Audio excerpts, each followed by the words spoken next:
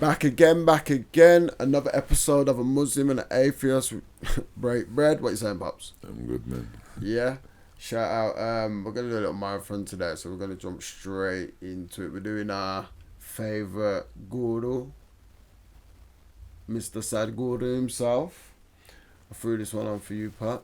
Okay. Keep me awake. You should be awake anyway. You're in a learning process. You shouldn't be slumped in your chair. They didn't teach you in school. Yo, you rest when you learn as well, you know. Rest is integral to everything. Okay. Anyway. And I'm old. What are the yeah, you are old, so I forgive you. And I don't know if the viewers are so forgiving. But I'll forgive you. I think your voice carries you through, to be fair, so you're alright. What do you know about the origins of Kung Fu? I'm just Kung Fu. Kung Fu. Oh. So this is Sadhguru and the origins of Kung Fu. Now I thought it was obviously a Chinese thing from the monks, but I guess Buddhism and Hinduism is very closely linked. So I wonder if it originated in India, in the Indus, in Sindhu. Am I looking at it like that? Or did it relate in Africa? Is that what you're going to say? Is that where the origins are from? Everything relates in Africa, innit? Is that it? They Where got they come from? Shaolin Temple in Namibia now. You go down there, they're doing Shaolin. They look just like the Chinese film. I've seen it. I've seen the tribe, and there's a tribe. Right, but if you Africans go on that the look pyramids Chinese. and look at the stone carvings, you'll see wrestling and martial arts. Yeah, but is that Kung Fu specifically? Man. I'm sure there's always Kung Fu. there's gonna be martial arts and some form of defensive measures everywhere in the world, ain't it? But Kung Fu is specific to a certain style, ain't it? Like Kung Geography. Fu isn't. Well, Kung Fu is not Taekwondo, is it? Kung That's Fu is Korea. not karate. That's but Japan. so this is what I'm saying, innit? But so Kung Fu is a specific type. Where does Kung Fu originate? Not they had wrestling and all this in Africa. Yeah, that's fine. They probably the course they did. They had big tribesmen. I'm sure they was doing martial arts from day one. But where did Kung Fu come from? So I'm interested to see. I thought it was originated in China, in the monks, but then when you think about it, as I said, Buddhism is a form of Hinduism. Let me know in the comments, is it disrespectful to say Hinduism? I would love to know that. What do you think? In England, they use that expression, don't they? Yeah, they do, but that's because it's been assimilated again. But I'm saying, like, even in India, Indians call themselves Hindus as well. But knowing your own culture and knowing your own background, is it disrespectful? I'm just asking the question. Or does it even matter? You might not even be bothered. But, okay, so, the origins of Shaolin, Kung Fu, Sadhguru. See what my man's got to say. You awake? Yeah. 16 centuries ago, was a Pallava prince. 9 years he waited. He lopped off his own left arm. From there comes the now famous one-handed Namaste. Even today that school is in existence.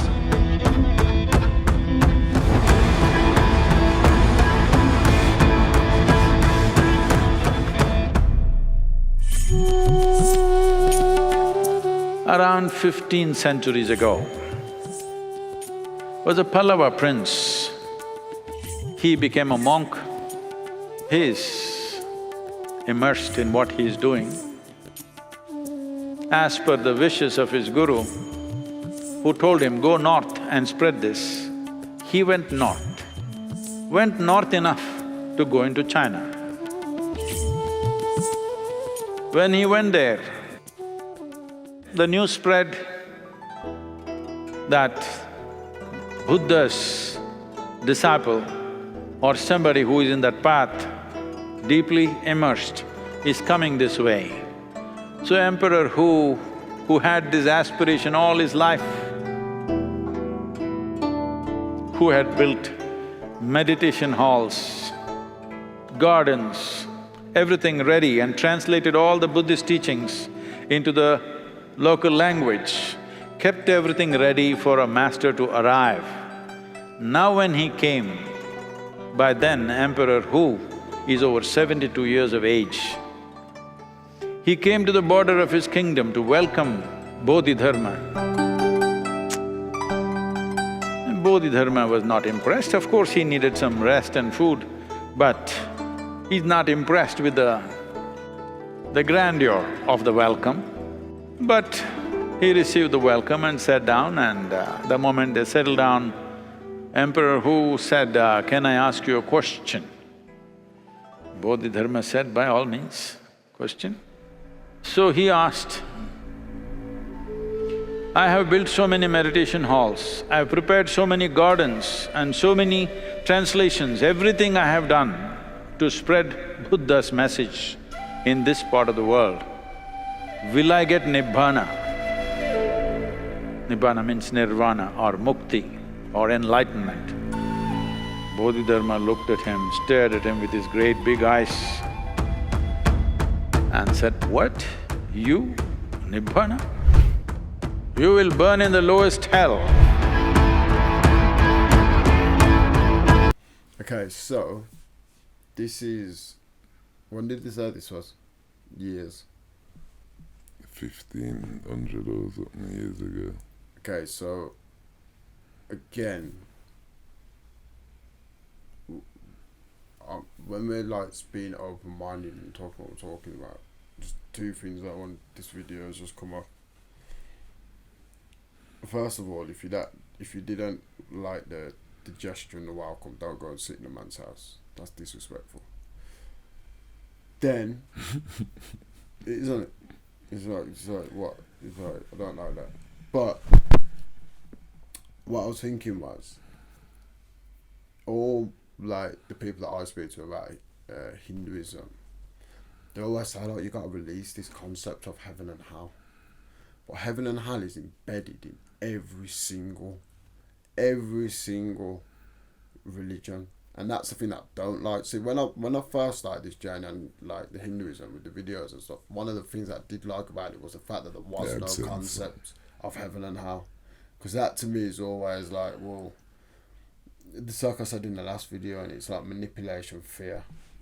Look, you've got a man here who's probably got everything in his reality, but because he wants to get to heaven, he's doing the most to get there, isn't it? Which is kind of backfiring on him, as it seems. But I like the absence of heaven and hell, because you can't believe in heaven and not hell. Why not? Yeah. Why not? Because surely they're one and the same thing. It's like two sides of a coin, isn't it? If there's somewhere for you to go if you're good, where do you go if you're bad? But I guess that's the Hindu school of thought, actually, when you're thinking about it like that.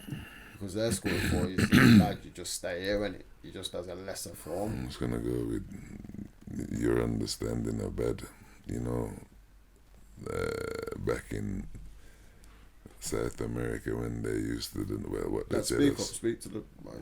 Back in the day, when they used to have sacrifices and be killing people, chopping their, taking the heart out, you know, that image from them films, Apocalypto, and that kind of era. Like I said, those people were doing what they perceived to be good. Yes. You know, again, good and bad is a perception. Yeah, and it's just 100%. where society and political correctness, the language we use, and everything's changing today based on pressure, political correctness. Basically, the people who want to be correct are leading the argument instead of leaving people to develop whatever concepts they want for themselves. Nothing's changed since, as I said, it's the same day, but people want you to believe it's a different day. Yeah, I get that. So yeah, definitely. I think that's a good conversation to have in it as well. Like, what is goodness and badness? But in terms of every gang, sect, structure they lay the terms of good and bad out, and like we said previously, our morals come from the fact of them things that have been laid out. You have to think about it. 60 years ago, you could take your kids to go and see someone getting lynched. Do you know what I mean? Like 60, 70 years ago, that would have been. Probably still can go on there, they just don't tell us. Yeah. So what's good, what's bad? You have to think like 100 years ago, even in this country, it was legal to marry children. People talk about this like, that's like 100 years ago. Do you know what I mean? That's not that long ago. Or just over. Like the 20th century, like 1900s, you could marry children. So what's good and bad changes with society and evolution over time, and is what we're saying. So the notion of it has to come from what structure you're living in, I guess. But this is what I'm saying to you. So he's doing this. He's just said you're going to burn in hell. For what? Because I built some meditation halls. No. So what's he going to burn in hell for? You can't buy your way into heaven. The Bible says if your sin is for the rich man, same thing, same story in the Bible. The rich man and the camel, the eye of an eagle. This is the same parable, just being told differently. Okay, yeah. All right, let's see what it says.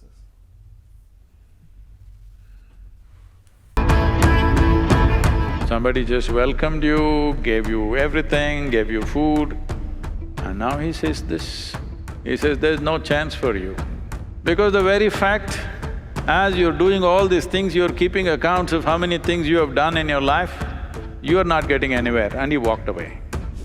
People try… Do you know what though, that's another thing though, I respect that viewpoint as well, because it's like, you know, when I see people on like social media and then like they go to like the children's hospital and they buy them all gifts and then like they're putting the pictures up with the kids and that, and it's all like, yeah, look, I bought all these gifts for the kids. I just feel like, bro, like, if you're just gonna go and do it, just go and do it, innit? Like, what do you want? You want everyone to come and pat you on the back? Like, it's not… Why does everyone need to know what… Like, it's like they say, you're counting the goodness that you've done so people can say you're a good person, innit? Well, you know, this country is famous for Jimmy Savile, right? What the fuck? So, the most infamous hospital visitor in the world, I think, you get me? Yeah.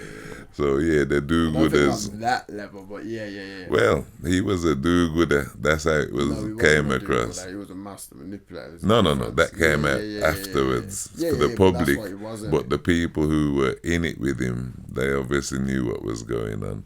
But for the rest of society, we saw him every day until he was Jim will fix it. Yeah, but that's different. I'm just talking about the use of media to purport to present an image that isn't necessarily… It's not even the use of media, that's just a thing because it relates to that story. But what I'm saying to you is, when you do good things, right, you shouldn't do them for promotion of yourself, innit?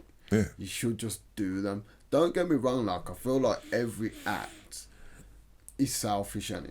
So even when I do good things, I had this conversation yesterday, I said, I'll do loads of good things, but I don't promote it. Like, people don't even know how much good things I do. But what I say is, that's selfish for me, because when I do it, I feel better. You understand? Like, I genuinely feel better by doing them things. So really, me helping you helps me probably keep my sanity and mental health and all that in a good place. Rather than it being a thing where I'm looking for the adulation of someone else to tell me, oh, you know what, you've done a really good thing. It doesn't matter if they tell me if I've done a good thing. I've done a good thing, so I get that self-gratification is what I'm saying. So I don't need anyone else to be going, oh, yeah, isn't it? You're such a nice guy. Self-actualization. If you know who you are, and as I said, the struggle is not without, is within.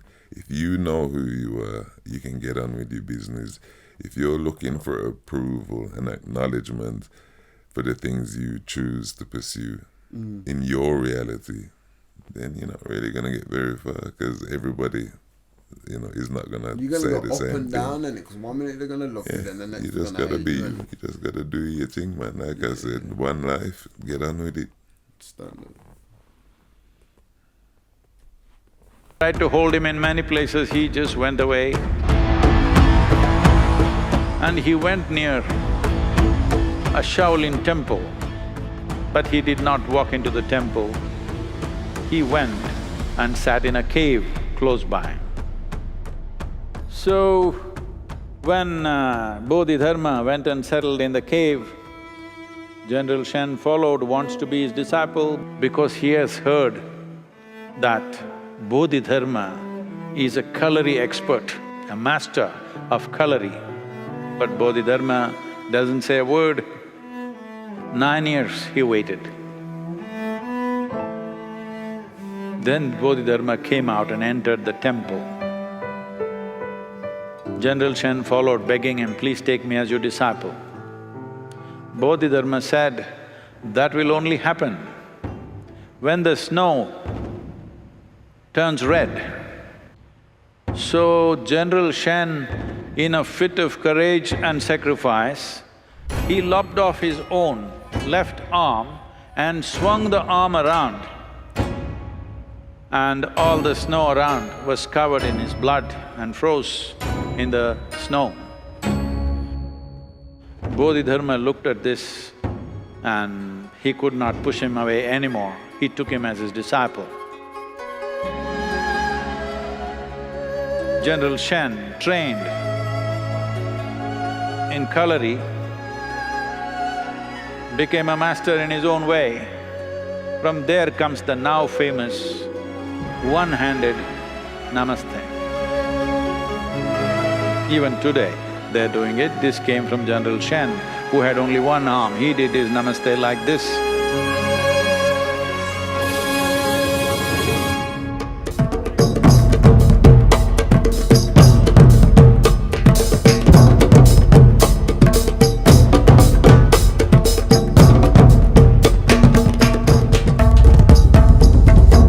Kalari is considered as the mother of all martial arts. Agastya Muni created this kalari as an art form so that the yogis and the sadhakas could defend themselves against wild animals. It is from here martial arts went to China when Bodhidharma traveled and set up this first Shaolin school. Even today that school is in existence and still doing well. They've done various modifications, but the fundamentals are from the kalari. This is not essentially a combat process as other martial arts have become. This is essentially a discipline, a kind of an exuberant version of the yogic practices, using the body in many different ways, which will also deepen one's understanding of one's own physical and psychological makeup and also the energetic system.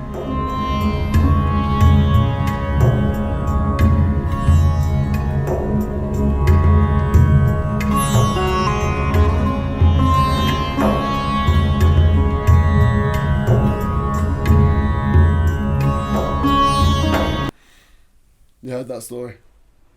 You heard that It's before? just that we heard the story already, and in one of the other things they told that story about, you know. Shaolin? I never heard that. Oh, not the kung fu bit, but the actual religious bit of, you know, the man aspiring to get into heaven, and the No, I've not seen that before. yeah, we heard it similar. But Man chopped his arm off. See, this is the thing again, man. Like, yeah, great. Like, his actual sacrifices spawned like a whole I would say, new thing, but you know, for him to chop his arm off. and maybe wait 9 yogi years. came with the one-handed thing, but that's not the whole martial art. And then the yoga is definitely an Indian thing.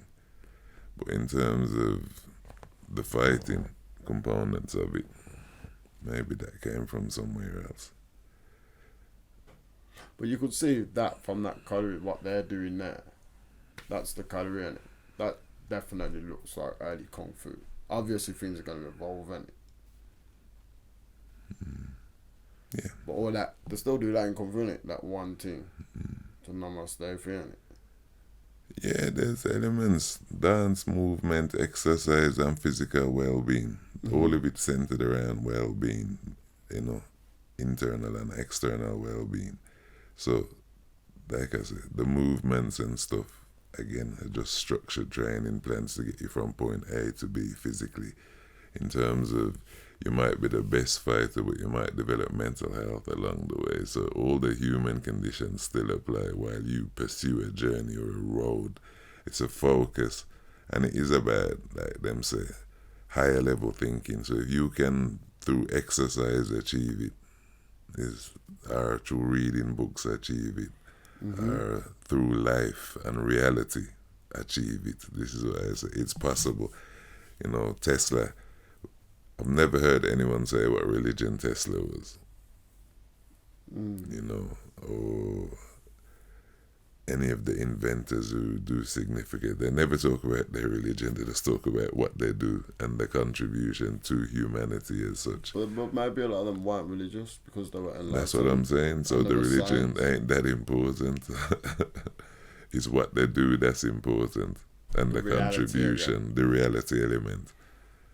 They only use religion when they're being divisive. Like I says, they define one group of people by religion. No, but that's I guess I get what you're saying, but you have to think like a lot of people who contributed to society and were also shunned by society, and actually a lot of their contributions didn't get recognised till after they were gone, and a lot of that was because of the religious element. You have to think like sometimes the church used to kill scientists.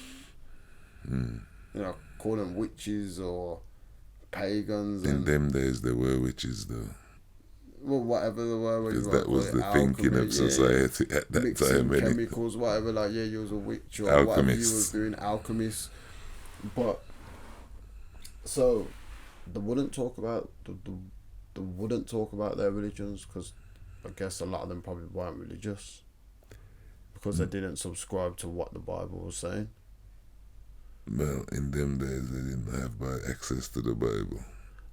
No, not everyone had access to the Bible. You had to be a particular gang. You had to be in a particular gang to get access. And I bet these scientists were the wealthy people. Like, you weren't no scientist if you was living in the slums on the street. If you were coming from an educational background. Yeah, and education, and like I said, tied into masonry and the higher thinkers, Illuminati is about that higher level thinking, isn't it? And understanding, presenting, being able to set concepts like religion aside to pursue success, wealth, and leadership.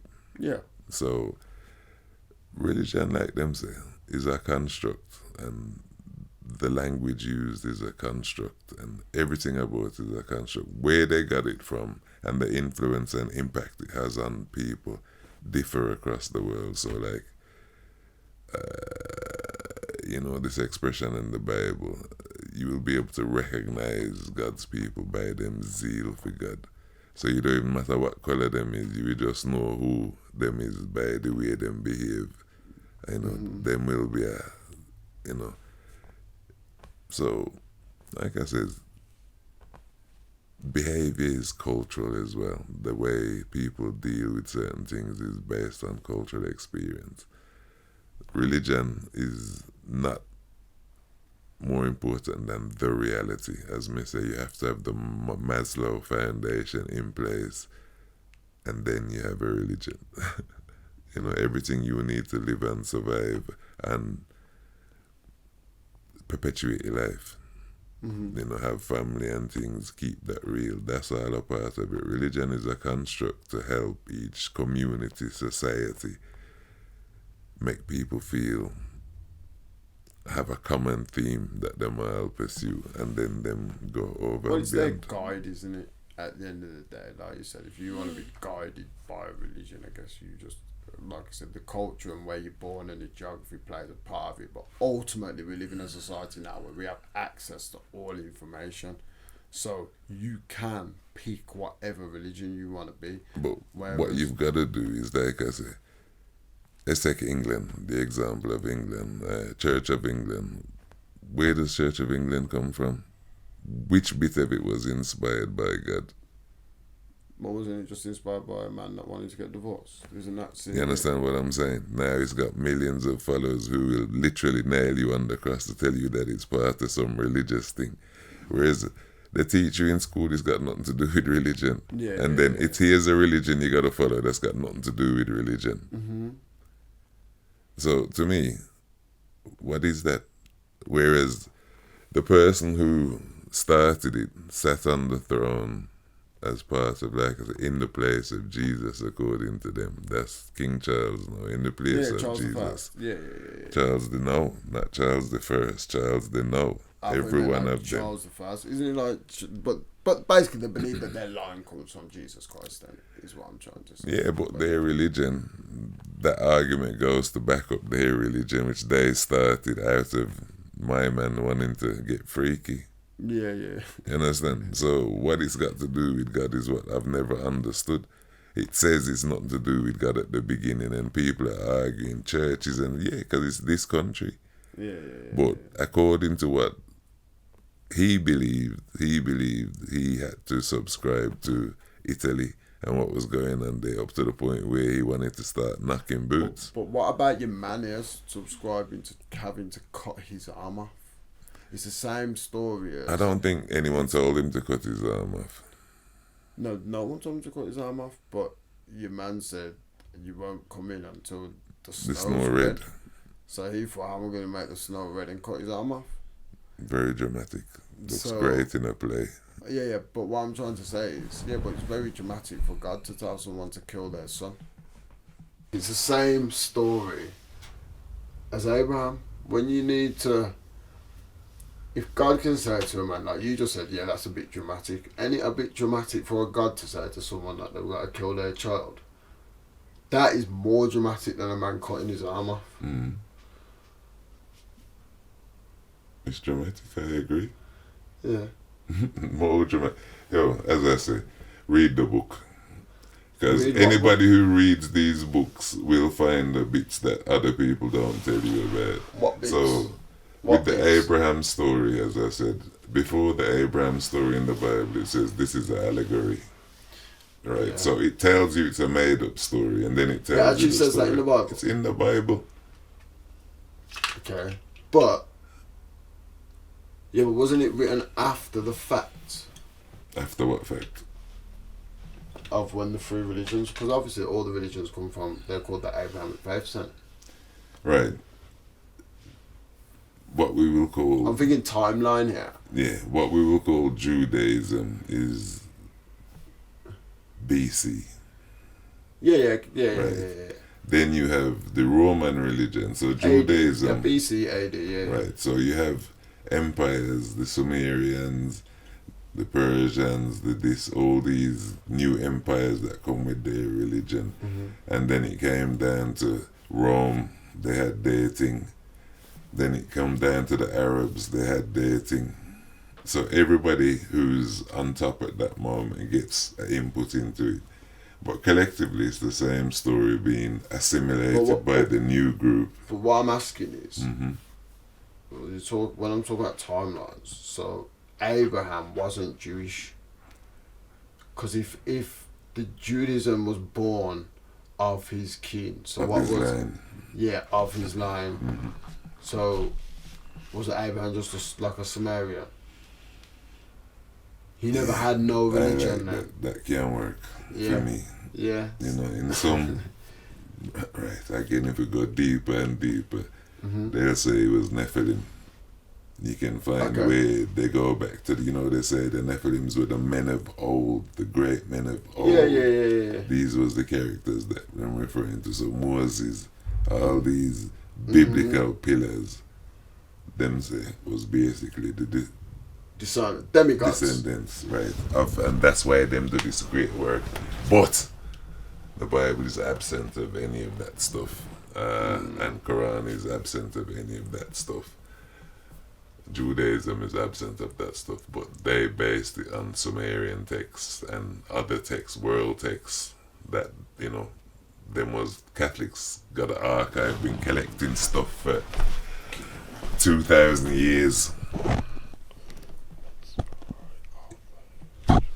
But now, internet obviously has made lots of people have a voice and an opinion and can challenge, but it doesn't lead under thought. The Pope still comes out and makes his big speech to influence his squad, or the big imam still says this and that happens.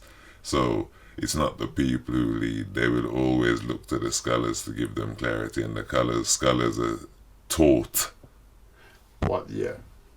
Their viewpoint is you go to this uni, this is our viewpoint. If it's Confucianism, then you're going to qualify as a Confucianist and market Confucianism. Yeah. You understand? Okay, so that was the origins of Shaolin Kung Fu, which we've just learned come from India. Which is plausible. I mean, it's not even a thing that you can... I think we learned that the one-handed thing comes from India. Well, no, we learned that Kung Fu came from category, which is the start of it. It may be the origins of it. It may not be in the form it is now, but we learned that originated in India. You seem like you don't really believe that. No, what I learned was that this came from India. That's what I learned from Yeah, it. but no. And the word Kung Fu is Chinese, not Indian. So if we're saying where Kung Fu came from, then he would have expressed all the forms and the other training. What he said was this was the generals, and the general applied the yoga element of his religion to practice. But he didn't actually say it became a fighting form. No, not quite what he said, actually. But the practice and physical well-being, that's what he focused on. He actually said that calligraphy, which is what he was practicing, was used to defend against wild animals. Yeah. It wasn't used as a battle against it was other a defensive men. mechanism. But what it was born out of was actually allowing your body to do things Yoga. higher. Yoga. He didn't actually say yoga. He said a word for yogaism. No, he said yogis. He said yogis. He didn't say That's it the was yogi yoga. teachers, though, innit? Yeah, but he didn't say yoga. But he said that calligraphy wasn't used for battle, but it was basically using your body in a certain way, which is like Kung Fu. He just said that they developed it from then, so the basic fundamentals of Kung Fu come from that, innit? Is what I'm saying. That's what we just learned. I would say that's what You're you fighting learned. against it. That's what you learned. What You're I learned fighting was, against it. as he said, he explained this, and he explained that it was rooted in yoga, and yoga comes from Hinduism. But if that's rooted in Kung Fu, and actually what he did say was the fundamentals of Kung Fu come from that. He even said that it's obviously changed a lot from then, but the fundamentals, which is the origins, come from your man, can't remember his name now. General Zen or Shen or something, who chopped his arm off. So, he got taught by Bodhiman Dharma, who was the disciple of Buddha, yeah? So, they taught the origins of Kung Fu. Not Kung Fu as you know it today. Why do you seem so against that? I have to watch it again because we got different things from there. What do you mean? I'm hearing you, but again, I still think he just explained a little bit of it, not it as such. So yeah, if I'm a car manufacturer and I get the wheels, the tires from India, a man can say, yeah, we build them cars and this and that, but it's not the whole car. And that was similar to that explanation. It wasn't Kung Fu as a whole. It was. But it wasn't. They played a part in it. The origins, and it. So that's what I'm saying. Just a Kung Fu as a whole is obviously advanced. But he's claiming the origins of it. This is what I'm saying. But what would that be? This is what I'm trying to say to you. But why would that be a hard concept to grasp? Like, if we think that basically Buddhism, which is the foundations of Kung Fu, right, comes from the Indus, which is Hinduism, yeah? So why would it be... Indus region. Yeah. But, so why would it be the religion. But why would it be a far leap to say that basically India, which at the time would have been probably more prominent, more well-travelled than China, because at the time Chinese emperors used to just lock off their borders and it didn't go nowhere.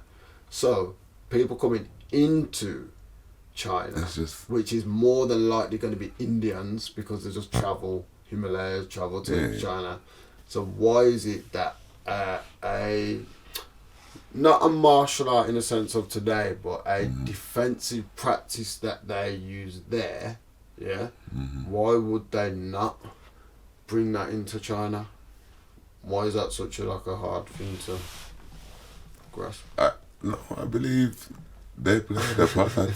They played a part, but Kung Fu, like I said, there are different stories about how he got there. To be honest with you, I've never heard of the origins of, because that's the first origin story. What that story told me was the origins of Namaste. But if they use that to this day in Kung Fu, surely that tells you, yeah. If they use that, which they do, surely that tells you that there must be some truth in that origin story. To Asian, innit? Like an Asian doesn't do chi. They're doing, like I said, general well-being, but not Tai Chi. Mm-hmm. The power that, like Bruce Lee's 1-inch punch. Yeah. Everybody punches. Bruce Lee said, I'll get that same energy from here, because he was using his chi, which is an inner force. Yeah. Or when a man can go even touch you and you fly back. There's an inner force that they master now. At no point did the Namaste thing have anything to do with chi or anything. It was the form. But the Chinese philosophy was about managing, the black and the yin and the yang. The Tao. So there's two states, and you're in this or you're in that. So again, Chinese philosophy, Hinduism. Yeah, mix. So this is what I say. Yes, it certainly have its foundations, and that person may have, but him go study for 100 years and interpret like Bruce Lee, bring a new style. Bruce Lee brought that chi started himself. Is it Jiu-Jitsu? That's his style, his thinking. No, it's Wing Chun. Not Wing Chun. He learned Wing Chun, but his style isn't Wing Chun. The school that he set up after him teaches. It's Jiu-Jitsu or something. It's not. I think it's Jiu-Jitsu, Bruce Lee's style. That's what he created.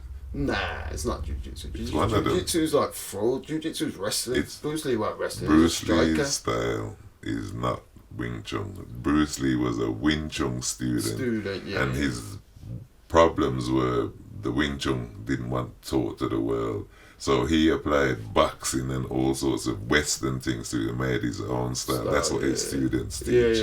That's what he taught. But that's not Jiu-Jitsu. In terms of his, I can't remember his Jiu-Jitsu. It's one of them. They'll come to me in a bit. It's not Jiu-Jitsu. But he learned Wing Chun. So he incorporates the elements of Wing Chun plus everything else that he learned. Mm-hmm. Whereas Wing Chun was just Wing Chun. This is what you learn. If you're not doing that, that's not Wing Chun. Bruce Lee elevated it and marketed it, basically made it more marketable, so incorporated physical boxing, wrestling and other elements that weren't a part of Wing Chun slap and tickle effect. Alright then, so that was, as we said, the origins of Shaolin. We out. Peace.